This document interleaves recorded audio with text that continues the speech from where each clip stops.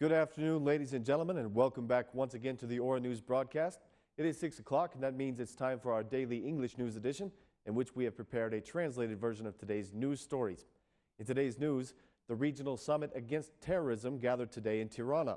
The Minister of Interior, Samir Tahiri, called the representatives of the regional countries to cooperate together in the fight against terrorism. At the meeting, he said that the Balkans should not be known for exporting terrorists. He said, "No community is immune to terrorism. We should prevent these extremist tendencies.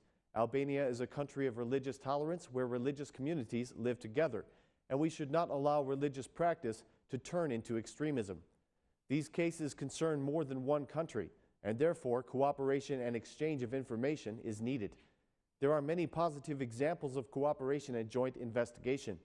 There are positive examples of the cooperation between Albania and the countries of the EU and the US. The cooperation with the law enforcement agencies has had excellent results. The number of citizens who want to go and fight abroad has decreased," said Minister Tahiri. The U.S. Department of State Undersecretary for Civilian Security, Democracy and Human Rights, Sarah Sewall, said that more cooperation is needed in the fight against terrorism. She said, "The violent extremism in the Western Balkans is concerning. Terrorism has no border. Therefore, we must join forces in the fight against it. We need strategy in order to achieve success, a comprehensive strategy to fight extremism. The local and central governments, the civil society, and the religious communities need to be included in the strategy. Regional cooperation is crucial for preventing radicalism," she said.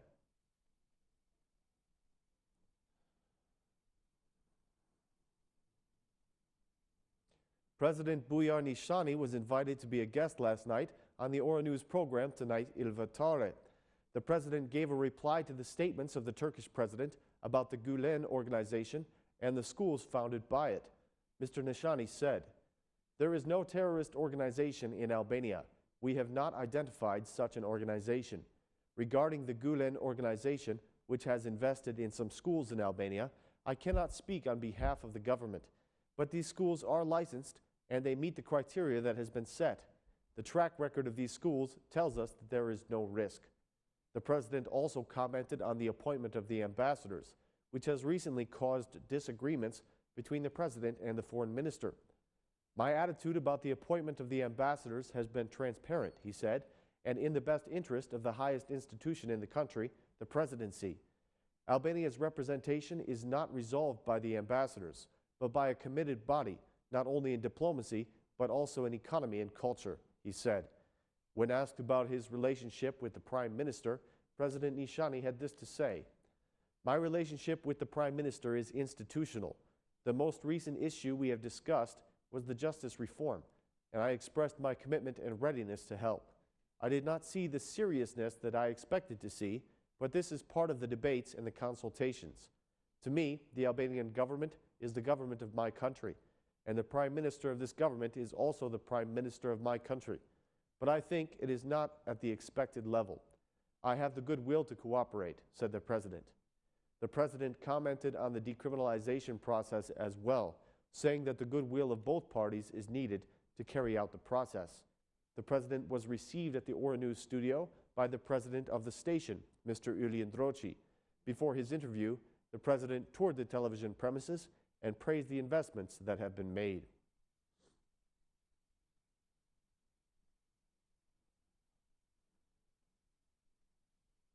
The Parliament Speaker Ilir Meta has joined the discussion after the visit of the Turkish President, Mr. Erdogan. Mr. Meta stressed that the priorities of cooperation should be separated from certain attitudes that have no connection with the relationship between the two countries. He said, "The relations between Albania and Turkey are historic. In this regard, I believe that we should separate common priorities of cooperation, which we support and encourage, from certain attitudes that do not have a direct connection with the solid relationship that exists between the two countries." While on the subject, I believe that the response of the Minister of Education was the most appropriate response. Mr. Meta also commented on the situation in Macedonia and urged the Albanian politicians there to uphold the interests of the Albanian citizens.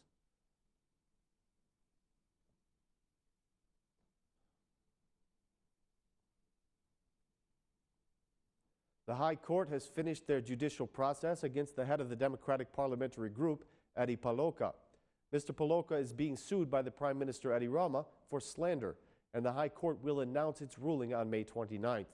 In today's plenary session, the Prime Minister was represented by his defense lawyer, who requested that a judgment be passed on the Democratic MP Eddie Paloka.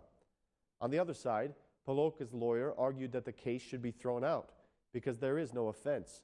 Paloka once again reiterated his accusations that the Prime Minister is connected to crime. He insisted that if his request had been accepted, there would have been proof found by the court. He had requested a drug test for the Prime Minister and recordings of his telephone conversation. According to him, the Prime Minister's connection with crime is public knowledge. He said, "We are speaking about facts that we made public through the media. These facts prove the connection of the Prime Minister and of the government with crime. As you know, I made a request which was not accepted by the court. I asked for a drug test for the Prime Minister and his telephone recordings. I am convinced that the court would have found proof if it granted my requests. With Eddie Rama as the Prime Minister, crime will continue to flourish," said Mr. Paloka.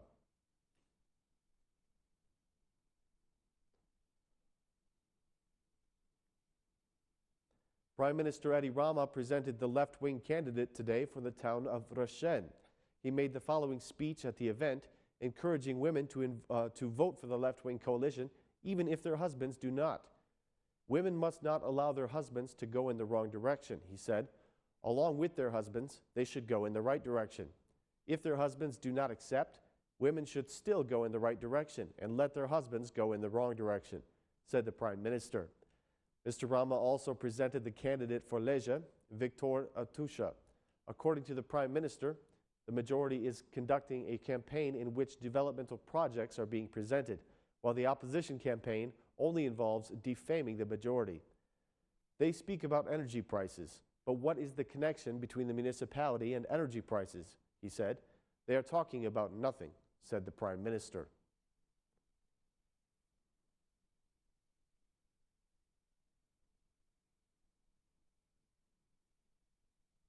The Democratic Party chairman, Basha, held a meeting with the youth of Kukes today, in which he raised concerns about the economic condition of the country. Mr. Basha said that the opposition has offered alternatives to get out of this situation, but the Democratic amendments are always voted down. His message was similar to the speech he gave yesterday in Fier. He said, "We proposed a reduction of the VAT on flour, rice, sugar, and oil. They voted against it. We proposed a reduction of the energy price by 14%, like they initially promised, but they voted against it. We proposed a reduction of the fuel price, but they voted against us again. Employment and poverty are not their priorities." After promising to reduce the flat tax rate to 9%, he also promised to reduce the energy price and to forgive the energy debts. He continued, "By voting for the Democratic Party on June 21st, you will vote for a decrease in the energy price by 25% and forgiveness of the energy arrears. The high taxes have caused economic crisis, the Albanian exodus, poverty, unemployment, and high prices for the Albanians. Together, we will lower the taxes and return the country to a flat tax rate," said the Democratic chairman.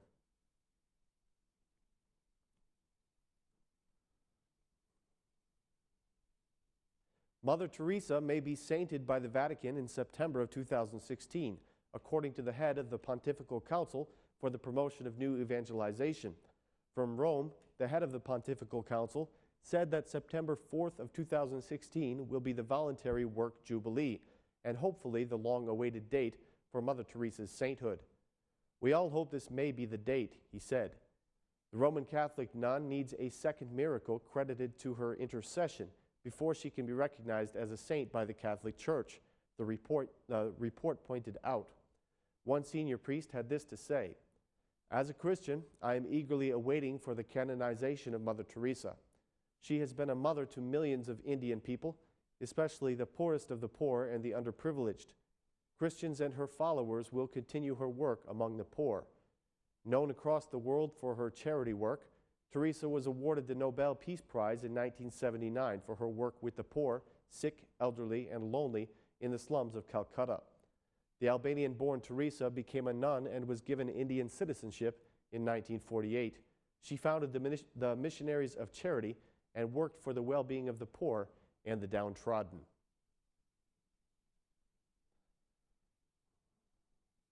Ladies and gentlemen, that's all our news for this evening. Thank you for watching. Please join us again tomorrow at the same time for more Albanian news in English. Thanks, and have a great night.